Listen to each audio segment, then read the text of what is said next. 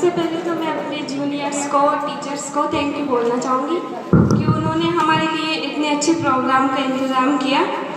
और हमारे जो अतिथिगण हैं उनके लिए कुछ कहना चाहूँगी जो अपना कीमती समय निकाल कर यहाँ समारोह में उपस्थित हुए, कि आप हमारे समारोह में इस तरह आए हैं या जैसे आपके आने से हमारे समारोह में चार चांद लगाए हैं। जैसा कि सबको पता है कि आज हमारा फेयरवेल है, कल हम चले जाएंगे, पता नहीं फिर कब एक साथ मिल पाएंगे, पर अपने साथ कुछ यादें ले जाएंगे और यही वो पल हैं जो हमारे चेहरों पर मुस्कुराहट ले आएंगे। पुरानी बातों पर बेहद मुस्कुराते हैं। चलो आज आपको स्कूल का सफ़र कराते हैं।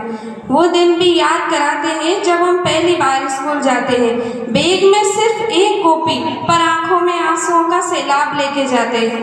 कभी खाली पीरियड में अंताक्षरी, तो कभी चोर सिपाही की चिट्ठियाँ बनाते हैं, तो कभी कभी चलती क्लास में चुपके से टिफिन खाते हैं। धीरे धीरे कई साल गुजर जाते हैं और हम 10th क्लास में आ जाते हैं। कहने को तो बोर्ड क्लास थी, पर सबसे ज़्यादा इसी क्लास में हमने मस्ती की।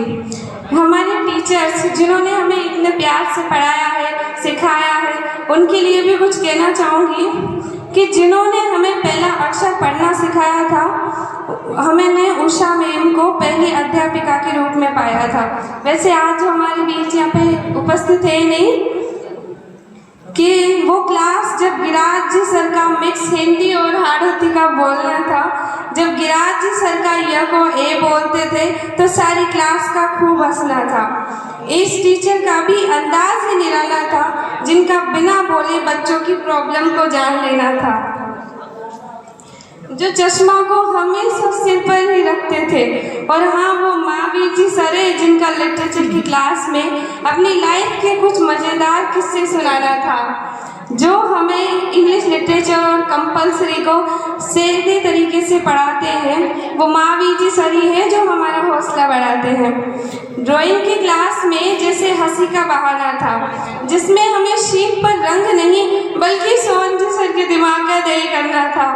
लेकिन हाँ, कुछ बच्चों का तो अंदाज ही निराला था, उन्हें शीट पर रंग नहीं बल्कि स्कूल की दीवारों पर पुताई करना था। ज्योग्राफी का पीरियड भी जैसे खुशियों का खजाना था, जिसमें सर का हमें डब्बे वाला ग्रुप बुलाना था। उनके क्वेश्चंस पर हमारा कंफ्यूज हो जाना था, उनकी जलेबी सी सीधी बातों पर हमारा खूब हंसना था। हैप्पी जी सर का भी अंदाज ही निराला है, जैसे कोई हिटलर हो, एक ही आवाज में क्लास को चुप करा देना है। कभी कभी बच्चों का हौसला बढ़ाना है, तो कभी कभी बच्चों को फुटबॉल बना देना है। सर ने हमें इतना समझाया कि सुधर जाओ, लेकिन ये तो सब लातों की भूत थे, बातों से कहाँ मान जाना था।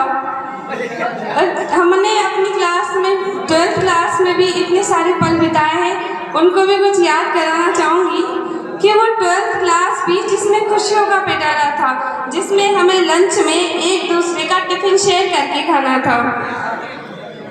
फिर सिमरन को सिम्बी, निष्ठा को छिपकली और सलोनी को साना बुलाना था।